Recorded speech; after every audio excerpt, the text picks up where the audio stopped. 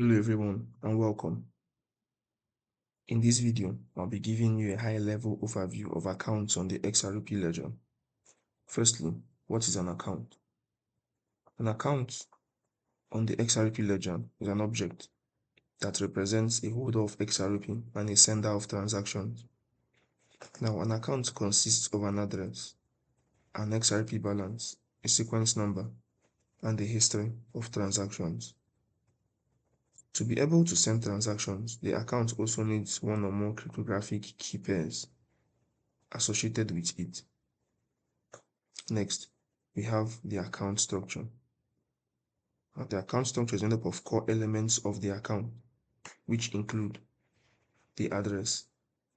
The address is a public identifier of an XRPL account between 25 and 35 characters in length. They start with an arrow and are very case sensitive, so you should maintain the case when handling. The address is derived from the account master's public key. Next, we have the balance. Now, the balance is the XRP value of an account minus the reserve requirements. There are two reserve requirements, the base reserve and the owner reserve. The base reserve is the minimum amount of XRP that is required for each address on the ledger. Think of it as rent for using the ledger.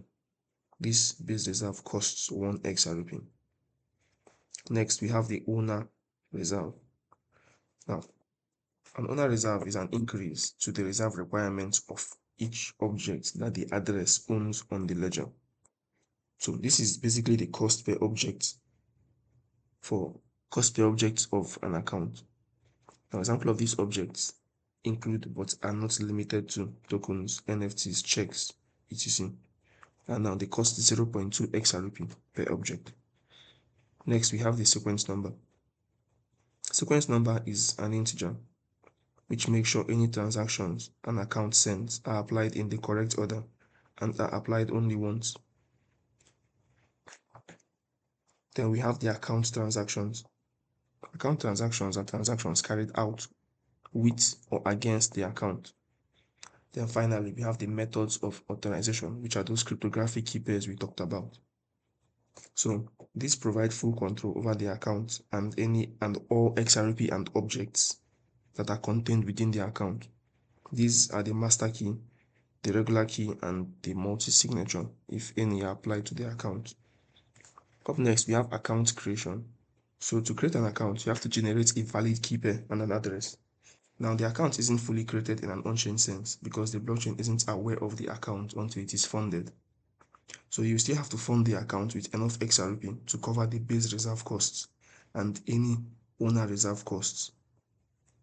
Under account creation, there are two main key pair generation algorithms on the XRP ledger. First, we have the SECP256K1. This is the default. Now, this is an elliptical curve digital signature algorithm that uses the SECP256K1 elliptical curve. Now, the SEC stands for Standards for Efficient Cryptography. The P represents the prime field. 256 represents the bit length of the prime field. And K1 indicates that it is the first curve of its kind, as recommended by the Standards for Efficient Cryptography Group, SECG. Now, this is the exact one that Bitcoin uses, and this is the ledger's default. Secondly, we have the ED25519, the much newer account generation algorithm. This is the Edwards curve digital signature algorithm that uses the elliptical curve ED25519. So it is a new algorithm and it has better performance for the XRP ledger and is more convenient. Lastly, we have deleting an account. So only the owner of an account can delete an account, and they do this by sending an account delete transaction. To delete an account, it removes the related entries and objects of the account from the ledger, and it sends the remaining XRP contained in the account to another account. So you have to bear in mind that some ledger objects can block an account from being deleted. So please make sure to handle any objects your account is affiliated with. Also be aware that deleting costs more than the average transaction. And after an account has been successfully deleted, it can still be recreated again on the network. And this brings us to the end of the video. So I hope I was able to give you a high level understanding of accounts on the XRP Ledger.